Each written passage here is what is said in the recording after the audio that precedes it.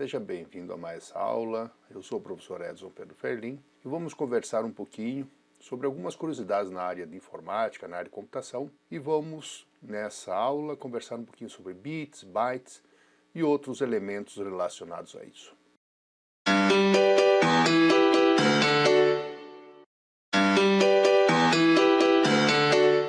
Primeiramente, vamos entender o que significa bit. O bit é um dos termos utilizados na área de computação, na área de informática. É representado pela letra minúscula B para facilitar a identificação.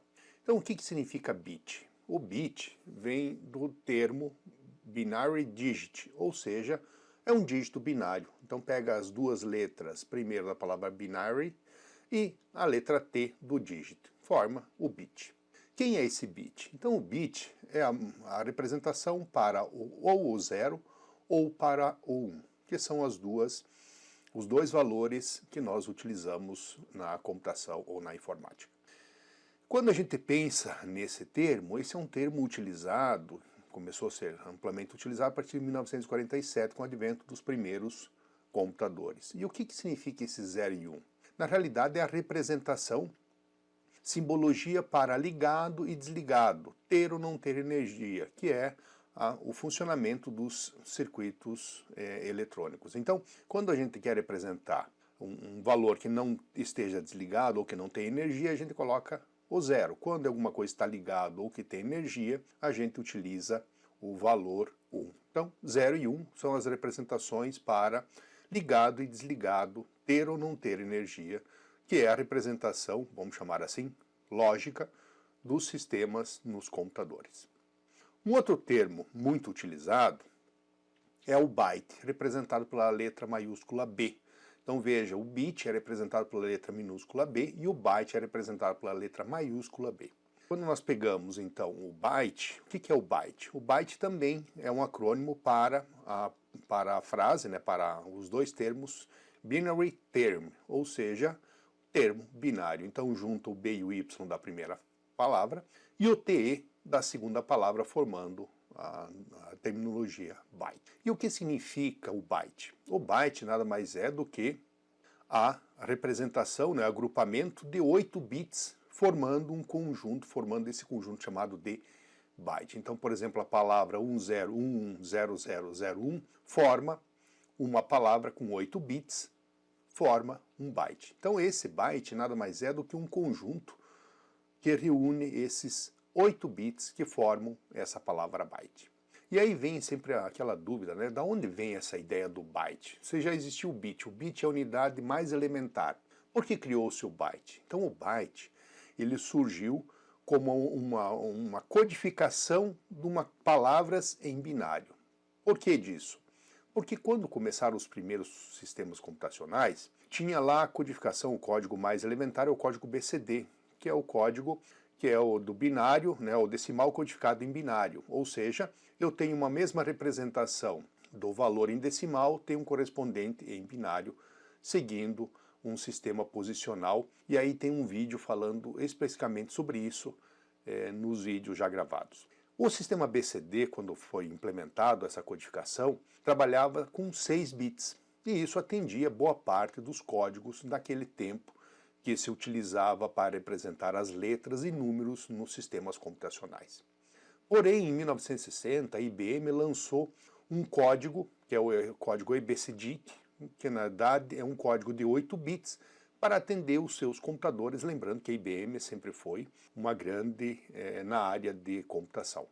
Essa tentativa deles originou depois o que se chama de código ASCII, que é o código hoje em dia amplamente utilizado na área de computação, que também trabalha com 8 bits. Então por isso que acabou ficando essa notação do byte, apesar de lá no começo ele ter 6 bits, hoje em dia se padronizou o byte como sendo 8 bits, justamente para incorporar essa codificação denominada de código ASCII. Esse código ASCII, quem é esse código ASCII? Então se nós formos ver esse código ASCII, na verdade é uma grande tabelona, que faz o quê? Que representa todas as letras, algarismos, sinais de pontuação ou de controle por meio de uma sequência binária. E essa sequência binária, ela tem valores específicos. Então aqui tem a tabelinha. Então, por exemplo, se a gente pegar aqui o valor, por exemplo, 65 em decimal, ele corresponde à letra A maiúscula.